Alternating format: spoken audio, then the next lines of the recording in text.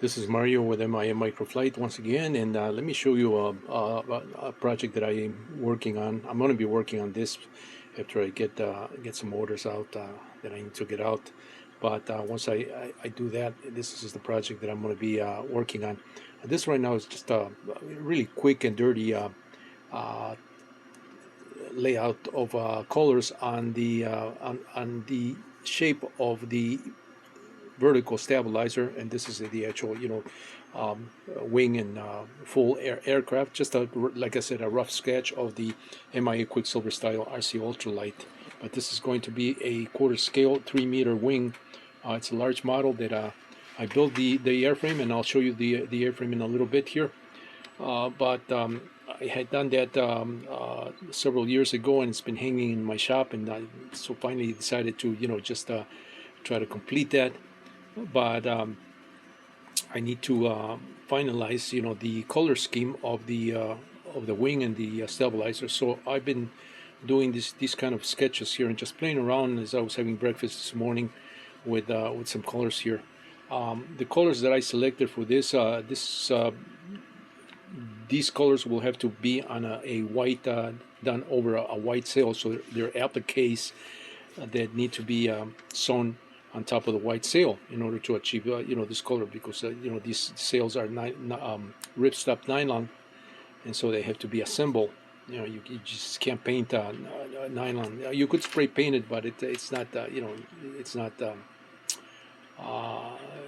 it doesn't hold, number one, the paint over time over nylon, and secondly, it's just a lot better just to do it like this, so it looks a lot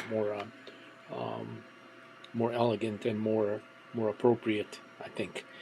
So I've been playing around with these colors, and I'm kind of leaning towards this particular pattern here with something like this on the wing.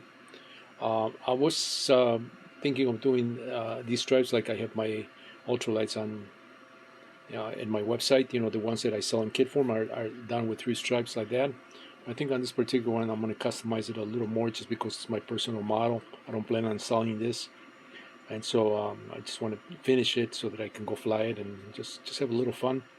So I'm leaning towards more this layout here with this. Okay, so now I'm going to show you the actual model, what it looks like. Actually, before I show you that model, let me show you the this little guy here. This is a super ultra lightweight that I fly in front of my cul-de-sac here, in front of my house. Sometimes I fly it in the backyard, and over the just around my house here, and it's very lightweight. This one uses a 2-cell 300 milliamp hour lithium polymer cell, and it's got lights, and it's got the typical aviation lighting. You don't see it here, but it's got these little tiny lights on the ends, at the top, at the back, and at the front, and it's ultra lightweight here. The material that I'm using is ripstop nylon, but it's an onion skin type ripstop nylon that is very lightweight, and the frame is basically just a bunch of carbon rods. I think those are 1.5 millimeter carbon rods. Oh, my son's dog is here. I'm babysitting that dog, and it has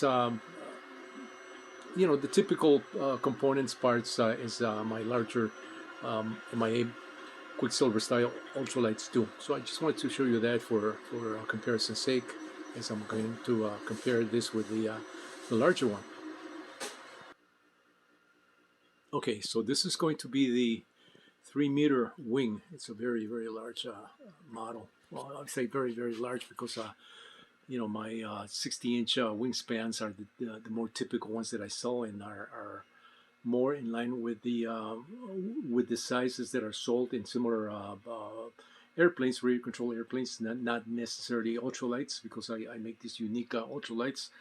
But most companies, they make foamies, they make balsa models, but they tend to be, for an average model in the 48 to 60 inch wingspan. It's going to be 3 meters.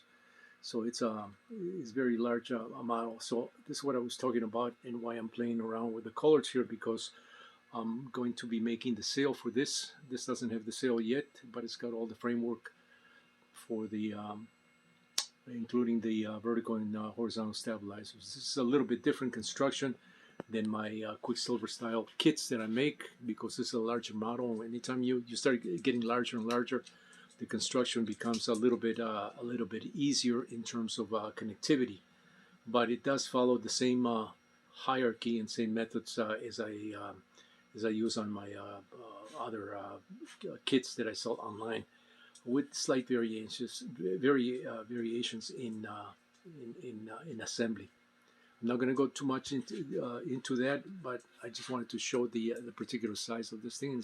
This has been hanging here for years in my shop, and so I decided to, I think it's about time for me to complete it and hopefully take it for a flight in the upcoming months. So stay tuned for more.